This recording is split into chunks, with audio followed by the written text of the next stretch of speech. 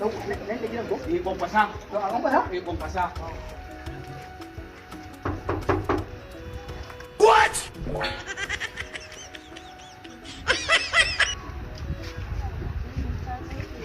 Wallahi Allah. Kwana biyu. Wallahi lafiya ne. Yanzu nan nake ta tunanin ka wallahi. Allah ko? Wallahi. San da zuwa yara na. Wallahi labari la. Aikin san aikin gini nake isa. Okay, gini kake shine boye kake nan. Wallahi. Wallahi. Ya kusa gawalinta. Wallahi. Allah. Aikin san auren ki nake son yi ne. Allah da san ki nake da gaske. Wallahi. Wallahi Allah. Sarki. Kai ka gaishe ta mana. Na wuni. Wani lafiya? Ya gida. Anan kana mata wani kallo ne. Na daina. Ai abokina ne.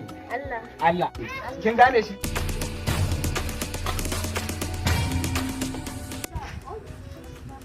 Allah.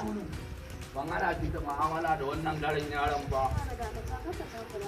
Ba na ce ka daina shiga hurumi na. Kai da Allah saurara mai gida yana miki magana zaki Kamar wani na irin ce daina wannan. shiga cikin rayuwa ta ina da wanda nake so in ci gaba da rayuwa da shi. Ko? Rabu da ita mafarki. Yi mai abin da addini ma ya cancanta ya bari a yi mai cire mai kunne. Gida bari in sa mai wannan karfan na kare dai. Ga wurin mulki kake san wa'annan suna zuwa ku jiki ka ce da zo. What? Kai da gida ka bari sa mai wannan karfan na kare dai. Yi mai abin addini kawai cire mai kunne. Dan girman Allah ka yi haƙuri ka cire min kunni. What?